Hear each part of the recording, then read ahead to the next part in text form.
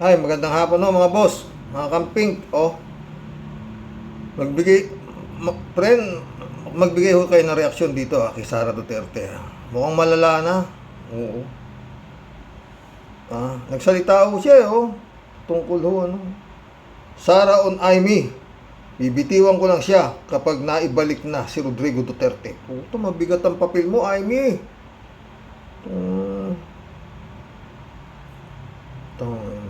Wawa yung Amy nito. Mabigat ang tas mo, Amy. Kay Sara Duterte. Kailangan ibalik mo yung tatay niya dahil pakinggan natin to. Malalaan na ho ito para sa akin ha. Hindi na ho ito talagang grabe. Alam niyo po, meron na po akong mga nakilala sa iba't ibang bansa dahil sa trabaho ko, mga dayuhan.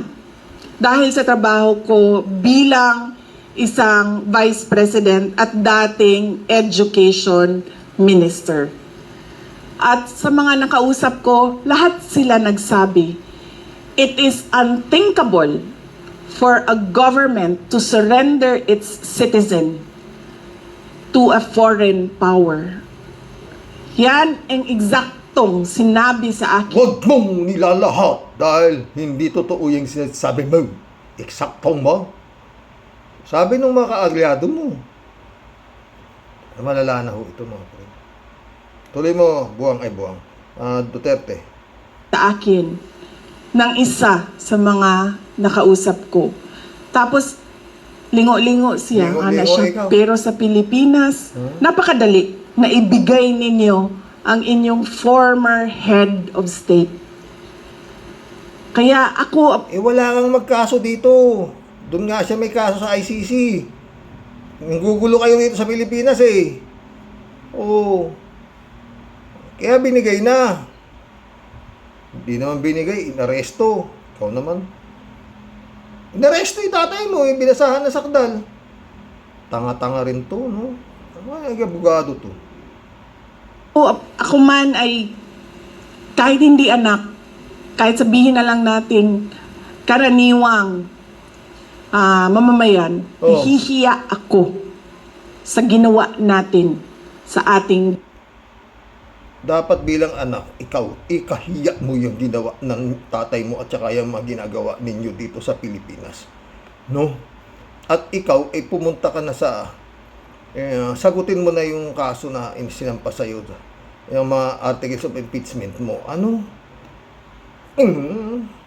ating dating Pangulo.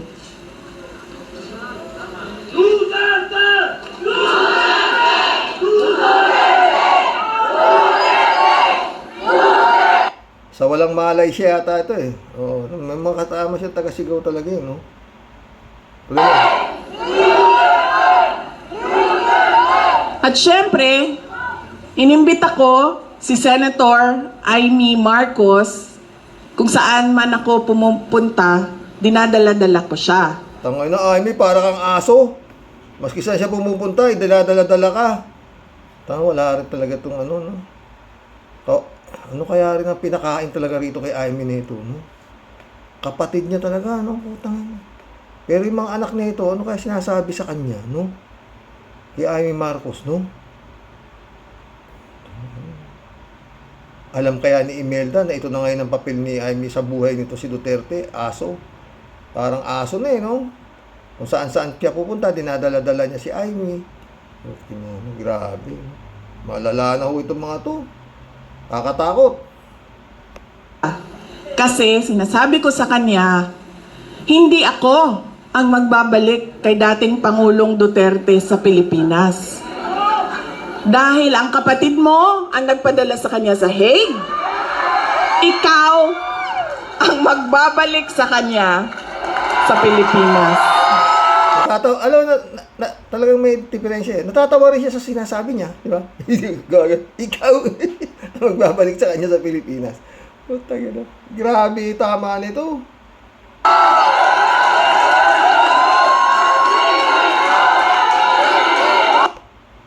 19 hours ago ito, sa maniwala kahit sa hindi. Merong 112,000 views. Grabe, no? Dami rin talaga no? Pero anyway, Magbasa ho tayo ng comments, ha. Dear Lord, please save our country from the evil minds. Sus, balik na naman sa bring him home.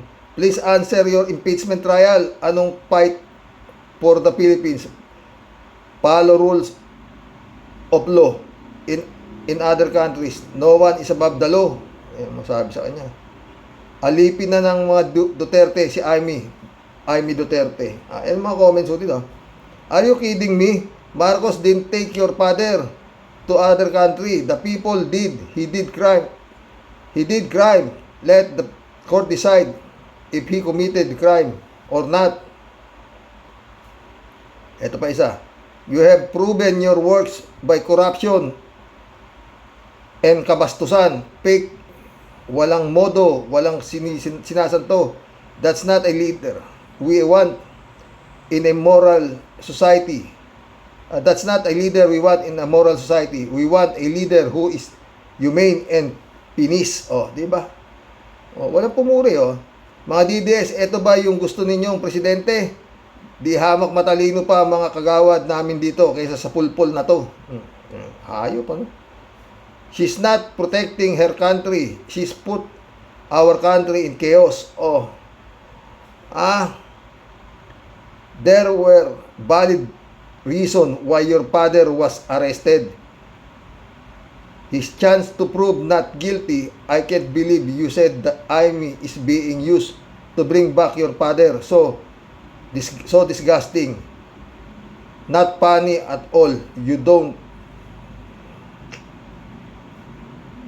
Ito isa. She's basically saying she's holding Amy by the neck and yet shouting respect. What a load. Please, Amy, have some self-respect and open your eyes already. Every time I see her talking, I can't help but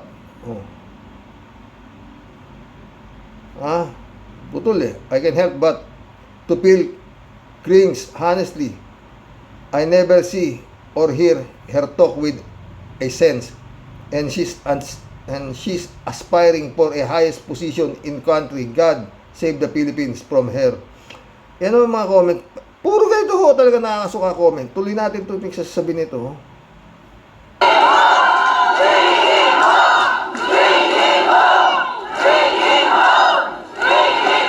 Di ba? Ako pa din nagatod sa iyahan dito. Dili man. Di ba? Iyahang igsuon man, di ikaw ang magbalik ana dito sa mua sa Davao. Kaya dala-dala ko yan siya lagi. Kahit saan ako pumunta. Kasi alam nyo, bakit?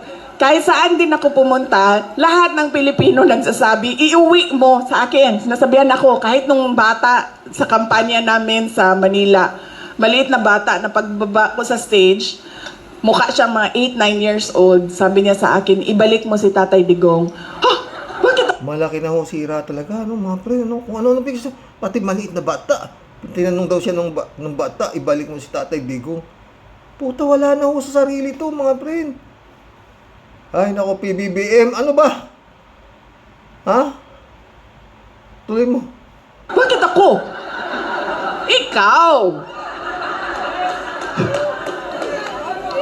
Diba? Kaya dala-dala ko yan siya. Kahit saan. Kawawa. Para siyang naka-hostage. Parang gamit lang niya si Amy Marcos. Ano po tayo? Alain mo, Marcos. Tungin na, Amy. Hindi pa kilala Duterte, Marcos na kayo ngayon. Alila ka pala nito. Hostage ka pa raw. Mahiya ka naman, Amy. Bibitawan ko lang yan siya kapag si dating Pangulong Duterte ay nabalik na sa Davao City.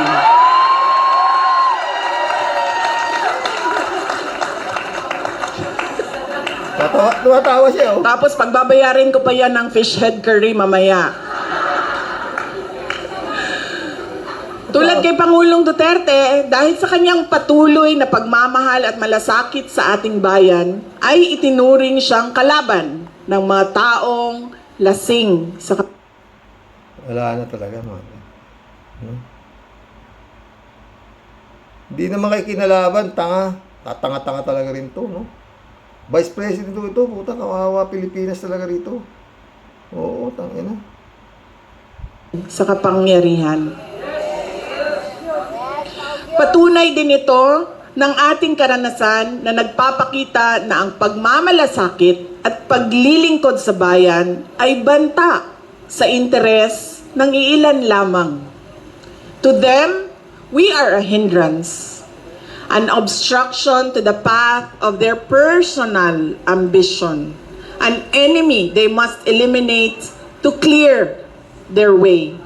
Napanood niyo ba yung speech ni Senator Amy doon sa Senado? Yun po ang kabuuhan ng explanation ng sinasabi ko. Hindi ko po napanood, pero panoorin niyo. Marami ang nagsabi sa akin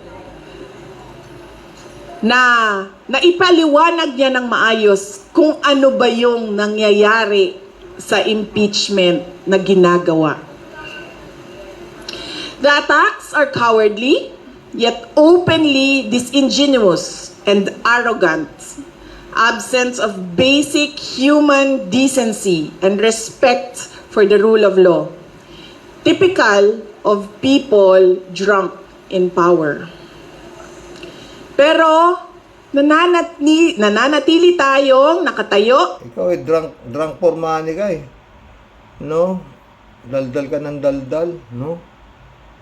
Wala na ito sarili ng mga pre. Dahil ang pinaglalaban natin ay tama at totoo. We remain strong. Hindi sagutin mo yung kaso mo to sa yung mga articles of impeachment o pito-pito. Ito naman kasi mga pre, no, sa totoo lang. Itong, kongreso. Ako nagtatanong lang mga pre, bakit kailangang napakaraming articles of impeachment? 7. Para lang ito tag dito, mapam guilty at hindi na ulit ma-dismiss from public office, matanggal at hindi na muling makatakbo. Ha? Bakit kailangan 7? Hindi naman siya makukulong eh. 1, 2 lang pwede na eh. 3 pwede na eh. Kaya ako nag-iisip ako eh. Kaya kita mo, sinisisi yung kongreso nitong sila Escudero. Ba't ang tagal-tagal ninyo? Kuminsan may katukwiran din si Escudero eh. Ba't ang dami-dami? Samantalang si Estrada, isa lang ang inaw. Open or not open the envelope. Yun lang ang pinagtalunan kay Estrada. Nanalo yung not to open the envelope. Yung natalong mga senador, lumabas na nasipa na si Estrada dahil lang doon sa putangin ng envelope kung bubuksan o hindi. Eto, anak ng puta na, ang dami, 7.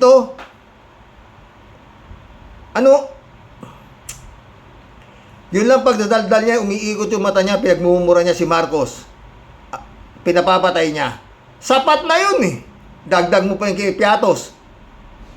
Yung gamit niya sa tapos na dun eh. Yung 2 lang na yun eh. Bakit kailangan 7? Di sa kanya na isinampa yung ibang articles of impeachment, sa kanya na isinampa na criminal sa kaso sa korte. Yun lang 2, sapat nang matanggal. Di sana walang question na nagtagal sa kongreso bago nyo nilipat sa senado. Di ba?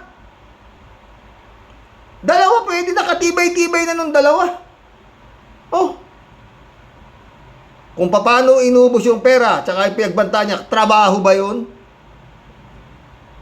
Ng isang matinong public servant na nasa ganyang klaseng posisyon, Vice President? Ba't kailangan 7? Kaya nagtagal sa Kongreso. Oh.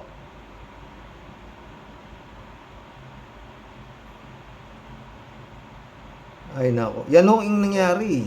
Tinambakan ninyo ng articles of impeachment. Isa lang nga, tapos na eh.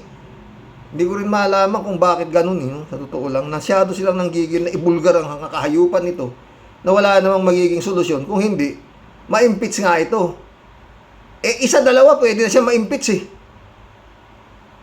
Napagtatalunan eh. Si Erap nga na-impeach. Open lang sa not to open the envelope eh. Puta, na-impeach yung presidente yun ha. Oh. Ito, spare tire. Oh, ang gulo-gulo. O, tayo na. Ewan ko. Mga friend. O, ito siya. Because impeachment is a legal process and political activities. I'm not being basic. I am not answering because they have no authority to ask confidential questions. And there is a law that prohibits officials. Ano, they have no authority to ask confidential question. Ano itatanong sa'yo na Kongreso? Wala talaga to mga friend. Pakinggan nyo ha. Gathered information because of their office to divulge it in public. So it's the Anti-Graft and Corrupt Practices Act that will add to cases that may be filed against me. I am definitely not answering questions about confidential funds because it pertains to national security and the lives of the people involved in intelligence operations. Puta ka mo kung ano, umiikot yung mata niya. Tuloy-tuloy yung daldal niya. No? Kaya raw hindi niya sinasagot yung mga tanong sa kanya kasi nga intelligence operation, baka ma-endanger the life of the people. Puta hindi lang naman yan ang kaso mo. Pero eto mga pre, tingnan nyo. Talagang bloodbath talaga to. Kung matutuloy, pero mukhang malabo, talagang hinaharang ng mga kampon niya eh. Sinasabi ni Father Flavi na 18 Hudas, no? Pareho nagsabi yung 18 Hudas, no? Kung yung si Father Flavi ang sabi doon sa 18 senador ay Judas, ano tayong ordinaryong tao, hindi naman tayo alagad ng Diyos. Tingnan na natin doon sa mga yon. Demonyo na sila, di ba? Judas kay Father Flavi, di ba? Tuloy mo, Sarah. I am answering questions about the use of the money in the Commission on Audit. We have fully... Doon daw gusto niya sumagot sa paggamit ng pera sa Commission on Audit. Talagang tanga na talaga to. Nandun na nga sa Kongreso yung mga taga-COA eh. Pinatawag na nga kayong lahat eh, para ipaliwanag ninyo lahat kung paano nangyari doon sa confidential fund. Di ba nandun yung mga taga-COA eh, di ba mga friend? Sa Kongreso, pinatawag na sila lahat eh.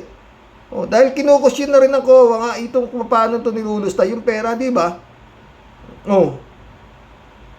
Talagang ito pag nakalusot ito, PBBM, weak leader ka talaga. Wala na akong masasabi pang iba. Dahil winalang yan ka. Hanggang ngayon, ito daldal sa mga ibang bansa. Kinidnap mo rin tatay niya kung ano. Tuloy mo baliw. Baliw. Fully cooperated with the audit process of the Commission on Audit, who has the sole jurisdiction to ask questions about the use of confidential funds. In fact, 2/4 of the Department of Education are already cleared by the Commission on Audit. Plus the fact that, as I said, it is an attack. It is a political attack. You are in aid of legislation and you want to legislate about confidential funds. You do not target one office and terrorize and torment the employee. Mantakin mo, sinasabi niya. Tinatarget daw ng gobyerno niya yung kanyang opisina at tineterrorize yung mga employee niya. Itong administrasyon ni Bongbong, putang ina, gaano katinding pag-switch niya, no? Sila na yung gumawa ng kahayupan, i-blame pa nila dito sa gobyerno na ito, no? Tuloy mo, ha? Employees of that office, why not call the office of the president who has billions and billions of confidential funds? See? Nagturo na yung buga ko. Bakit ako inaano nyo? Why not call the office of the president who has billions of confidential fund? Tangin na kita mo. Ha? Paano yan? Ba't ako 100 milyon lang yung nilustay ko eh. Ako na hindi sinisingle out nyo ko. Mantalang yung office of the president, billion ang confidential pa nun. Talagang malaki na ho tama nito. Tuloy mo. So that shows they're singling out the office of the vice president. And that shows that they are singling out the office of the vice president. Nagtuturo na siya, ba't ako lang? Imantala yung office of the president, billion ang confidential pa nun. Doon siya naiinggit eh. Tapos ako 612 million lang yung Nahanap niyo sa akin, wala pa 1 bilyon. Di ba? Yun ang punta. Ganun talaga. Malas talaga itong Pilipinas. Talaga, PBBM, pag di mo ito naantapos, kawawa ka dito. Pati yung ate mo, alila na ito. Ay, putang ina. Tuloy mo. I really feel that it's very disrespectful to the office of the Vice President. Binabastos niyo pa yung Office of the Vice President, disrespectful kayo. Utang ina, grabe ito. O yung Yolo, grabe kanina napanood ko. Pinagmumura yung mga senador na gumawa ng eksena ron sa Senado. Galit na galit si Yolo. Lalo-lalo na dito kay Villanueva. Kay Aimee, Aimee, uto-uto, anak ng putang ina, ewan. Tuloy mo. Begets respect. So if they want respect, they should first respect the office of the Vice President. They don't like me. They don't like my person. They don't like Inday Sara Duterte, but they have to respect the office of the Vice President. So if they want to investigate confidential funds, they don't single out one office. So no explanation will be given to the members of the House of Representatives. Nakapaghanda kami sa impeachment case kasi nga last year nag-announce na si Franz Castro ng impeachment. So the moment na sinabi yon, and the moment na nakita namin na tuloy-tuloy yung attacks, ay naghanda na rin kami para sa mga abogado, which are all documented, but we will not give them the information because we don't trust them at all.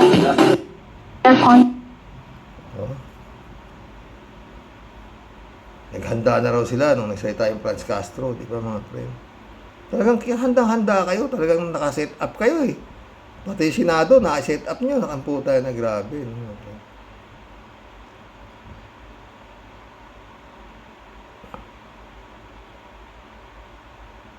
Wala. Ewan ko kung kailan mo mapahihinto ito, ng gobyerno nito si Bongbong o.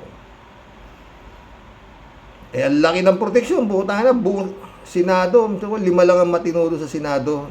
Yun na rin yun ang magiging na yan. Kung, aabot nga ho ito at maimbestigat. Kaso napakatagal po niyan. 7 article of impeachment. Putang na, iisa-isahin daw yan eh. Ayon sa natin ko kanina eh. Napatutunayan. Puta, ba't kailangan patunayan yung 7? Isa lang pwede na. Tangina. Si Erap nga, bubuksan ng envelope eh. Wala kaso eh. Yun lang pektalunan sa Senado. Jose Velarde account, open. Or not to open. Nanalo yung not to open. Nung nanalo na to open, sumayaw si Tessie Aureta Aquino. Lang maayas na yung mga senador, lumabas na. And the rest, nasipa na si Erap. Ganun lang kasimple ha. Ito puta. Grabe ito. Pinapapatay yung presidente, asawa, pati si Martin Romualdez, pinapapatay nito. Kung mausap ito ng papatay sa kanila. Tapos yung mga, putang ina. Bakit kailangan pa 7? 2 lang, pwede na, tapos na eh. Di sana madali lang. Di ba? Hindi na umabot na ganyan kahaba. Kaya sinisisi nga dito si Velasco eh. Tagal-tagal na ikasayo. Di ba? At sa panakaraming matalino, merong hindi dapat tumawid, merong pwedeng tumawid. Puta na, mahihilo ka talaga sa mga akramputan, tatalino eh. Iisa naman ang librong binasa na ito mga to. Hindi basta-basta Puta. Grabe. May mga matitinding abogado, may nagsasabing pwede, pero hindi, na tumawid sa 20th Congress. Puta na yan. Ano yan?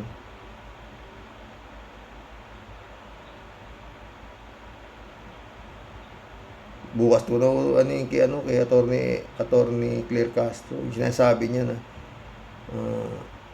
hindi raw pwedeng arestuhin si Sara Duterte dahil bakit? Kala ko ba walang immunity from suit, attorney Claire? Oo. Bakit? Bukas natin pag-usapan. Nahanap ko nawala yung vlog ni attorney Claire Castro ni Yusek. Oo. Yun nga, true impeachment lang daw. Yun na nga yun di ba?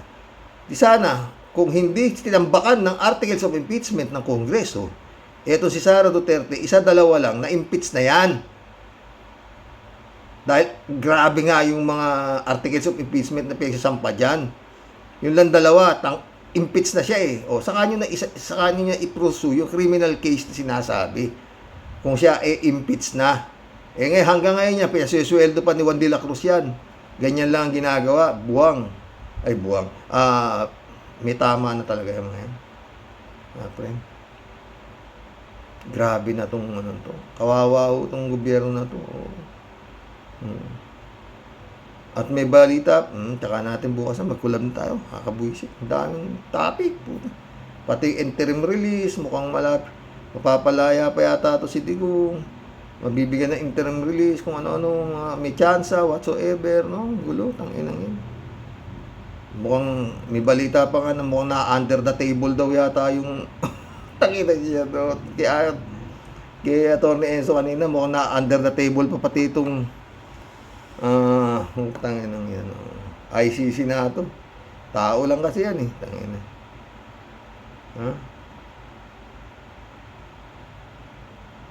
Bukas ako natin pag-usapan yan. Kulab na tayo. Malungkot. Malungkot. Pero yun lang, yun ang tanong ko. Bakit kailangan nyo kasi tambakan ng articles of impeachment? 7? Isa lang pwede na 2 at 3. Kaya 7. Kaya nagtagal sa Kongreso. Ngayon, yan ay inaano ni Chis Escudero. Inupuan niya ka. Tsaka yung Regional Velasco yata ang parang sinisisi kasi kung ano yata ang bagal ng kanyang pagsasalita ay yun din ang bagal ng naging galaw.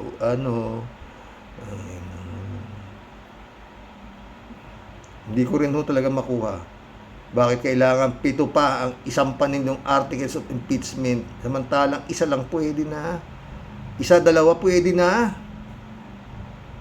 Hindi na niya madidepensahan yun. Yung pinagmumura niya yung sila, yung mga si First Lady, saka si Presidente, saka yung Congressman, pinagmumura niya, pinapapatay niya. Yun lang, impeach na doon dapat eh.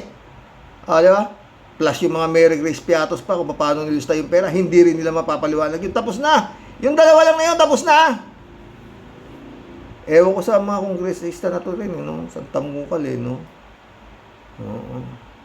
Tapos, mahigit 100 lang yata na boto ng kongresista, pwede nang i-forward sa Senado. Doble, halos doble pa. Naghabulan sa pagpipirma. Kaya nagkantagal-tagal, hindi ko alam kung sinadya yan. Magkulam na po tayo. Hindi ko na tinapos yung daldal ni Sara Duterte doon sa Malaysia ba yun? Oo. Hindi ko na tinapos yun. Meron pa siyang Diyos pa ang nabangit niya ron, bandang uli. Diyos, oo. Disingenuous and arrogant, absence of basic human decency and respect for the rule of law, typical of people drunk in power. Tapusin ko na ho yung mga pagdadadal nito. Sana mapagtyagaan nyo pa. Pero nananatili tayong nakatayo dahil ang pinaglalaban natin ay tama at totoo. We remain strong, steadfast, Dapat ito teacher eh. Tili tayo nakatayo. Hindi ho ito abogado. and grounded in truth, integrity, and faith in the hand of God, Yun ang sinasabi ko. that will move in ways we cannot comprehend at this point. Justice bends to the truth, and we are ever more resolute in our fight for the Philippines. Kalayaan, kinabukasan, yung ating KKK,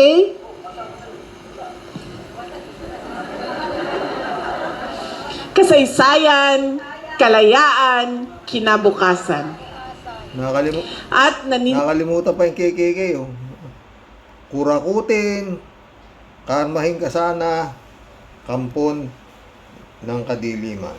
Yung KKK yun. Niwala akong may papanalo natin ang laban na ito dahil Hindi kaya napapanood ni Marcos itong mga pinagagawa nito?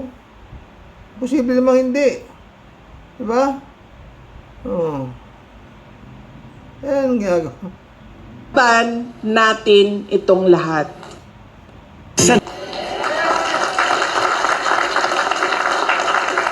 May papanalo natin ito sa kabila ng mga banta, pananakot, pagmamalabis, at bangis. Tangin na kayo yun eh. Tangin na to. Gago talaga to. Kayo matindi manakot, kayo mabangis. Kaya nga yung tatay mo nakakulong dahil sa sobra kabangisan niyo eh. Tangin na oh. Grabe no. Hindi kaya kinikilabutan tong mga hayop na to. Tandaan natin na walang silbi ang anumang hadlang sa nagkakaisang mamamayan. Mga kababayan, alam na natin lahat kung ano ang problema ng ating bayan. Dahil nagrereklamo tayo araw-araw. Kami na nandoon sa Pilipinas, nararamdaman namin. Tangina, ikaw ang pinakamalaking problema sa anak na ota, wala ka na ang ginawa, ganyan pa kang daldal ng daldal, no, mga boss? Inang ina. Araw-araw. Example na lang, yung tagtag ng EDSA, araw-araw. Tagtag ng EDSA, ano? Kaya ang consultation namin ngayon ay hindi kung ano yung reklamo, kundi kung ano yung naisip ninyo at nakita ninyong solusyon. Nakita ninyo sa ibang mga bansa, kung saan kayo ay nanirahan, kung saan kayo ay nagtrabaho. Whether by choice or by force, you have lived and worked abroad. You have witnessed effective systems and thriving communities.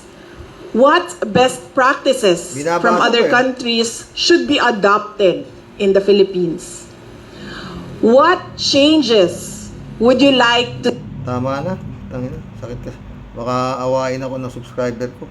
Mag-collab na ho tayo mga boss. Shout out, Jab Alvaro. Good afternoon, Sir Rox. Ayaw ko nang panoorin niyang mga senadores ni Sara. Ayaw kong ma-high blood. Tama. Nilo Fernandez, shout out. Ang opinion ko dyan, mag-resign si Sara sa gitna ng trial. Ang kanyang pagiging bully at arrogance sa Quadcom at Senate hearing ay hindi uubra sa impeachment trial. Hindi rin pwede ang sagot na Semenet.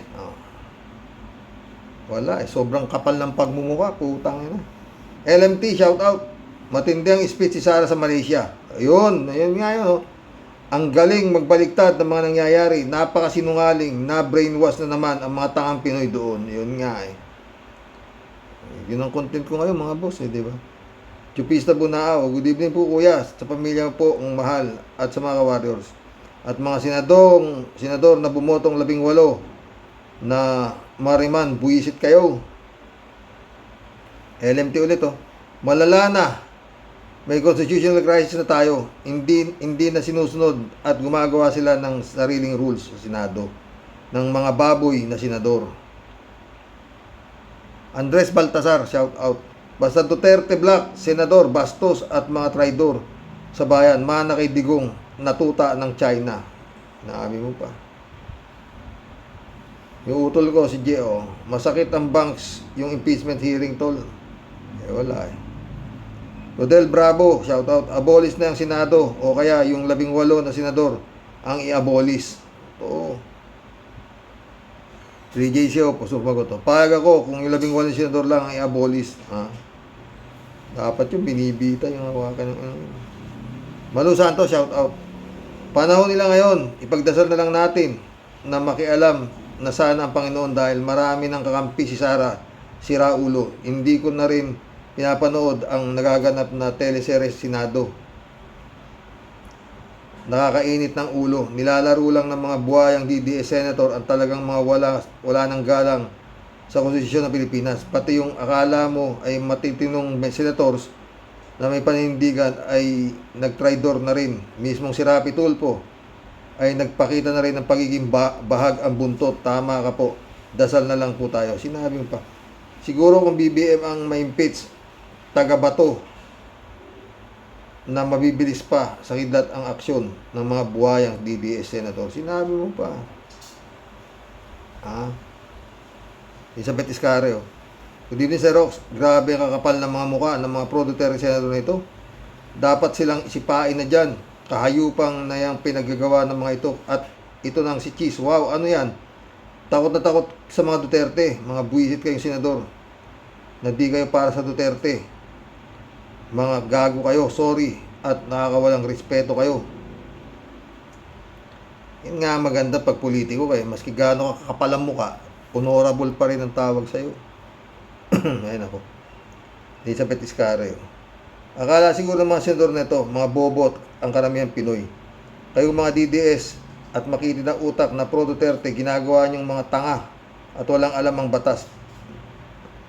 At walang alam sa batas, kaming mga mulat na sa kahayupan ninyo. Nakitang-kita naman ang tagapagtanggol kayo ng mga Duterte. At kaya kayo andyan, kakahiya kayo, worst senator kayo. Hay, kawawang Pinoy, sinabi mo pa, Elizabeth. Teresa Garcia, shoutout. Ano bang klaseng senado yan? Parang senado ng mga sira ang ulo ng Pilipinas. Totoo. Nora Flores, shoutout. Kabalintunaan, kabaligtaran. Ayun ba yun? Chupisa Bunao, shoutout ah. Si Amy, ginagawang uto-uto ni Joel at ni Bato. Dinig sa hearing ang sinasabi ni Joel kay Amy na magsalita ka na para tumigil na magsalita at si Caldero naman ang tumulong kay Bato para ibalik sa Kongreso. Kaya huda silang lahat, mga impacto kayo. Yon. Impacto na talaga dapat ang tingin natin sa kanila dahil si Father Flavi, hudas ang tingin sa kanila. Tayo, mga ordinaryong tao, impacto sila. Elizabeth Iscarrio. Ito namang si Villanueva at Amy. Grabe ang modus ng mga ito para pigilan si Risa Ontiveros na magsalita. Kitang-kita, pinaplano nilang bastusin si Risa. Ay, anong klaseng senador ang mga ito? Mga baboy na sila. At kampon din ng mga demonyo. Totoo. Yun ang yun. Teresa Garcia ulit to. Hindi ko alam yung sasabihin to. Rick Ignacio. Mr. Rox, sobrang kapal ng 18 senador. Mga kampo ng demonyo. Sana makakarma kayo, mga hayop. Jokiano. Karox, kung meron kamote rider, meron din kamote senador. 18 nga sila. Librado Ludovico, shout out. Michelle Edwin Mike, shout out, my friend. Blessed morning, Karox, and to all warriors watching from Edmonton, Alberta, Canada. God bless. Stay safe and healthy. Mga kupal na sinatong, malibang kina Senator Risa at Pimentel, pwede, tumigil nga kayo. Mga tinamaan kayo ng lintik, karmay nawa kayo. Tamaan ng kidlat, Yung mga sinatong ni Bongbong, bumoto pa yata, kasama pa sa 18, Kasama ba?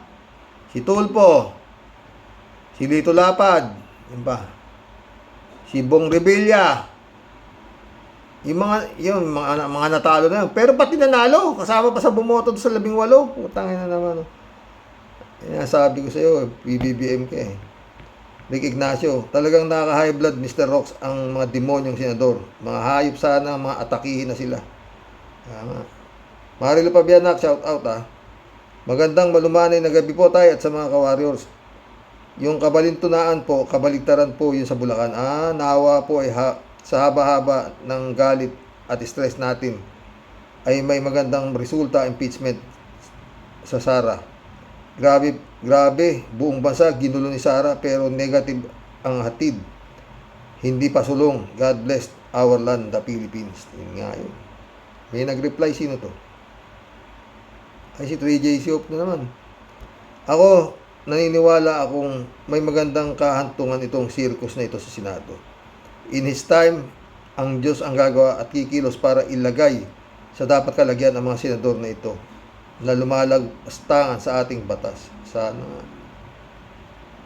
sumagot din si 3JC Hope. Ay, si Marilo Pabian. I respectfully agree, my dear sis, ka-warriors. That will happen in Jesus' name, amen. Liwanag sa marami at salimuot na ginagawa ng mga galing senador. Kung di nila feel, grabe ang stress ng mga Pilipino. Totoo. Leo Lozano, shout out ah. Sobrang garapal ang 18 senador. Ang loyalty nila hindi sa taong bayan kundi sa isang taong kawatan. Totoo. Ang kakapal ng mga mukha. Pero may hawak. Hindi naman mga tanga yan, mga senador na yan, para sirain ang kanilang dignidad, integridad, at sialing edad ng walang lagay. Sigurado yan.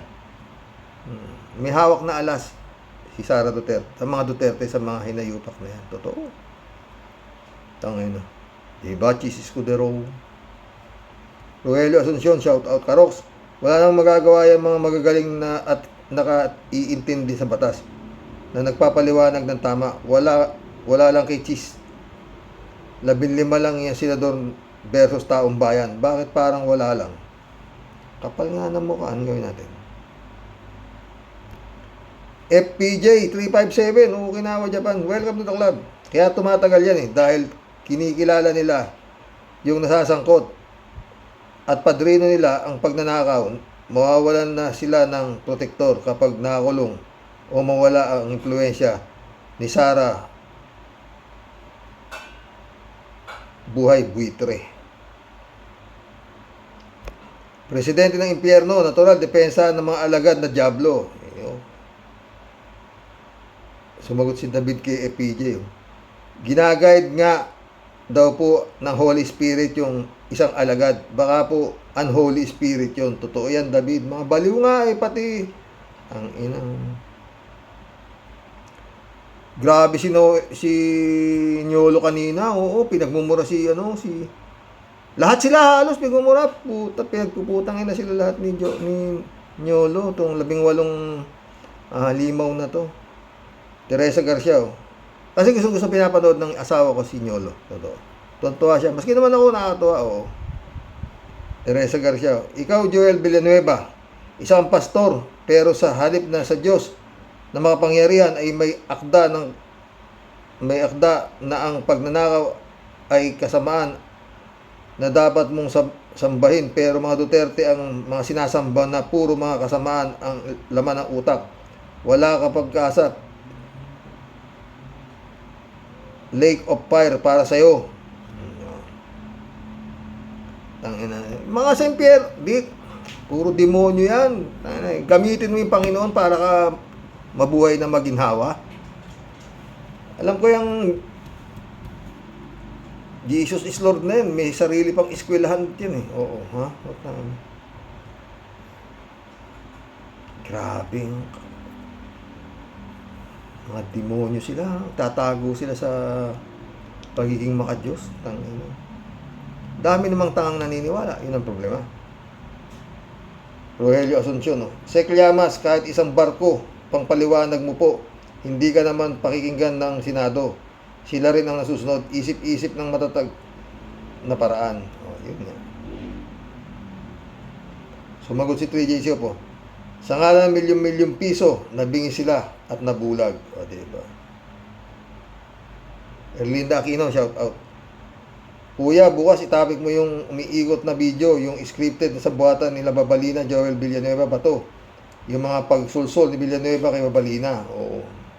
Ito muna, natuwa na ako dito sa kitong baliw na to Oo. Kinrob, shout out. Good evening sa Rox. 18 senators ay miyembro ng Davao Mafia yan. Ang kutob ko. Yun! Pwede. Galing ni Kinrob. Tagal mo na wala Kinrob, ha? Rogelio Asuncion. Exactly, Karox. Yan lang ang paraan. Ang may-ari ng bansang Pilipinas, ang tunay na pag-asa. Wala nang iba. Itik yan. Yun nga Dapat lumabas na tayo. Erlinda Aquino. Kuya, sa 20th Congress, mas lalong madadagdagan ng DDS Senator. Plus 2. Marcoleta at Villar. Diba? Federico Mandaco. Mas nakakasuka lalo ang balita ngayon. Lumipad pa Malaysia yung dalawang hudas na senador, si Amy at si Kimo. Dahil nandoon yung presidente ng impyerno. Ang kapal ng introduction ni Amy at Kimo kay Sara. Di ko na pinanood at ma-high blood lang ako. Kumanta pa si Kimo, ang sarap daw ng pakiramdam niya pagkasama si Sara. Kimo ka, nakatirahin mo yan. Raul Villanada, greetings Kuya Rox at yung may bahay. God have mercy and blessing of good hope sa bayan natin. Tagal na wala ni Raul. Raul ulit mga walang kahihiyan ang mga senador. May video pa na pinagtutulungan ni Senator Risa. Dapat talagang batuhin ng kamote ang Senado. Yun nga dapat hindi pwedeng padasal-dasal kayo sa harap ng Senado. Demonyo yung mga nandiyan sa loob Federico Mandak sumagot Tama ka. Kita sa video yung sinyasan ni Bato at Amy para pahintuin si Risa. Senator Risa. At itong anak ng pastor na si Villanueva ay tinuturuan si Amy kung anong sasabihin para pahintuin si Risa. Pero mabuti at matatag siya at nagpatuloy siya. Talagang baboy na baboy ang Senado gawa ng mga senador ni Sara. Totoo. Napanood nyo na pala hindi ko na kaya. Pero anyway, magdadagdag tayo ng ano dyan bukas. Tungkol dyan kay Villanueva na yan. DJ Shop naman. Wag naman, sayang ang kamote. Batuhin ng putik at buhusan ng tubig kanal. Dahil kasing baho ng kanal, mga pag-ugali ng mga walang hiyang mga senador na yan. Sobrang kabastusan. Wala nang katulad pa. Mainit na talaga ang ulo ng aking kaibigan. Raul Villanada ulit Ang boses ng mga kongresita ay boses natin sa mga kanya-kanyang distrito. Boses natin ayaw nilang pakinggan at ibabalik pa sa kongreso. Mga hangal talaga. Planado na talaga ng mga demonyo na i-dismiss na ang impeachment. Diba? Raul ulit hindi naman tayo katalinuhan Hindi naman tayo katalinuhan mga senador. Pero wag naman nyo naman kaming bubuhin. Katulad ng kasama nyong si Robin. Diba? Raul ulit, no return, no exchange. Mga senador, mga violator kayo ng batas. Yolanda Reyes nagagalit-galitan pa diwa galing sa mga artista ni Robin Bobo Villanueva. Christian ka pa naman. Sumama ka sa sinungaling.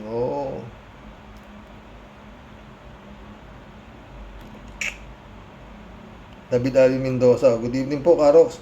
Pareho lang po kami ni Sec Llamas na high blood sa pinagagawa ng Senado. Kagaya po ngayon yung BP ng Pilipinas at isa niyang aso si Kimo nasa Malaysia ngayon. Nandun sila. Tangina, pinasisweldo ng Pilipinas yan. Putang ina mga yan. Para lang kung ano lang ginagawa, mga friend. Wala. David ulit Karox, panay mura ang maririnig ko po ngayon sa inyo. Chill lang po tayo. Mahaba-haba pong palabas na pinapanood natin. Yolanda Reyes, salamat ho. Good evening. Balahok, shout out. Kaya po ayaw ko manood ng vlog sa YouTube kasi na-high blood talaga ako. Ramon Valencia, bossing, yung kay Villanueva na kulto, papalitan daw ng Tambalustay Piatos cheese flavor is Lord. Friend Shervin Sapeta, shout out Christian Sen, July 7 Alcantara, shout out sa inyo mga friend. Dolor Garcia, friend Amy Bingson, shout out. Eman Escalona sabi ni Tia Deli. Sa Rox, impong basyang Team Tia Deli po, muli ay bumabalandra at makikiburaot po sa mga kakatawa. Pero sobra pong nakakasukang ganap si Rox, sobra na po tuloy natin nalilimutan si Sister Grace.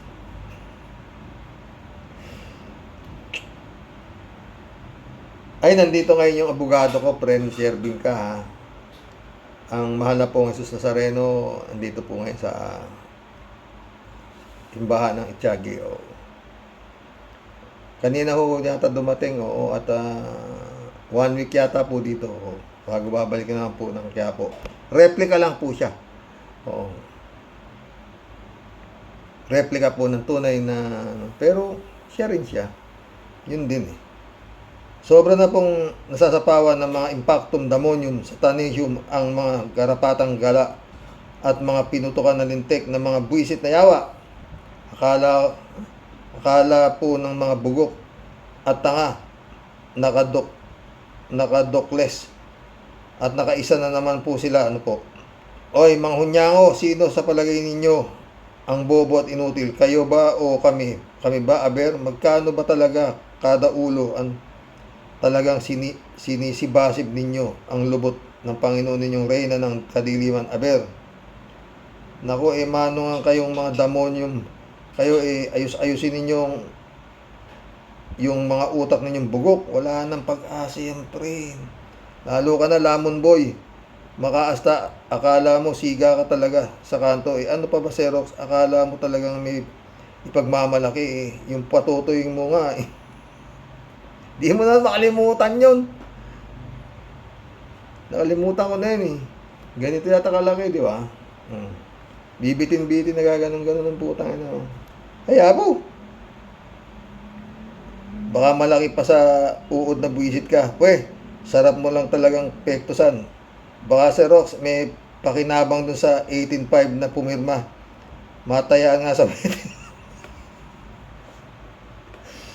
Visit ka. Nag-waiting ka ba kasi? Ha? Baka akalain mo, di pa nag-uumpisa ang labanan. Itinaob na agad ng mga satanas ng bangka at nagbubunyi na agad ang mga gunggong kasi panalo na daw sila. Hoy, babali na. Isa ka pa talaga ha, ewan ko sa ending ng gyera kung saan kayo lahat pupulutin. Lahat kayong pumirma, dapat kayong bitayin kasi kayo ang mga hudas at mga pinakamaitim na kaluluwa na nabubuhay sa lupa. Mga demonyo nga yan, friend. Magsama-sama kayo ng mga Panginoon nyo sa hukay na kumukulong asupre. Mga wala kayong kwenta, mga inutil. Mga inutil kayo, ang malupit na sumpa sambayan ng Pilipino, mga leche, mga Judas Iscariote. Dapat kayong ipako sa krus bago kayo silaban. Mga anak kayo talaga ng mga buwisit, kinampwe. Ay, init na ulo, Tia Daily, anak ng tinapay. Ay, nako. Lalong ma-high blood ka naman dito, Tia Daily, dito sa vlog na to, tayo guys. Kalat niyo. Simple, alam mo na, Kasani. Para hindi ka ma-high blood, simple lang yan. Tara na, umuwi na tayo at magnegosyo lang tayo ng mais. So, ano iniintay mo dyan, Kasani? Tara na. Ikaw naman.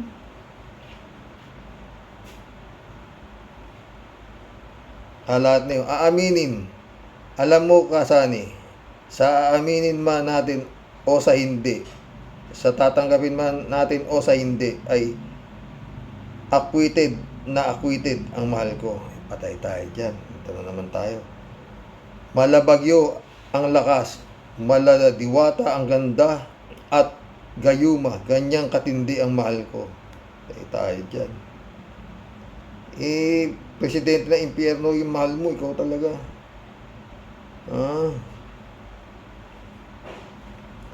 John Paul, shoutout. Coco Pimentel, Ombudsman by August. Sana magtotoo. Makise, shoutout. Magandang umaga po dito sa Tokyo, Xerox. Super appreciated po talaga ang pagkulab ninyo sa mga followers mo. Sa lahat ng mga vloggers, ikaw lang ang kaisa-isang nagbabasa ng mga comments namin. Kaya naman salute kami sa iyo, Xerox. Sayang naman yung pagod ninyo kung di natin babasahin yung damdamin nyo to di ba? Tsaka kesa nga kumuha ako ng kakulab ko, di tayo na lang, di ba mga friend? Di ba? Alam ko maraming nanonood nito na parang hindi nila gusto at mahaba itong ating vlog. Kasi nga nagkukulab tayo Kung ayaw nyo, di huwag nyo panoorin. Ganun lang yun, di ba mga friend? Maraming salamat sa pagtindig sa bansa natin. Andito din kami sa pagtindig sa panindigan namin para maiparating namin ang mga saloobin namin at panggigigil sa pagbabalahura ng mga impaktong senador na yan sa ating mga Pilipino. Nakakasuklam sila sa mga new generation na makakabasa ng kasaysayan ng ating bansa. God bless you always, Xerox, at mabuhay ka po. Mabuhay, Makise. God bless ka din.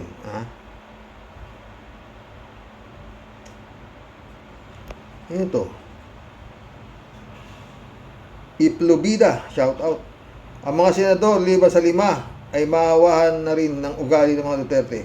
Mga balasubas, mga palamuka, hindi na nahiya sa mga ginagawa nila. At may script pa na ginawa na rin ng Robin ng mga artista, sila Aimee at Villanueva, Bato at Bongo. Kapal ka mo ang mukha, puta mo to. Decent shout out ha. De facto, impacto, demonyo, di Bato. Ang tawa niya.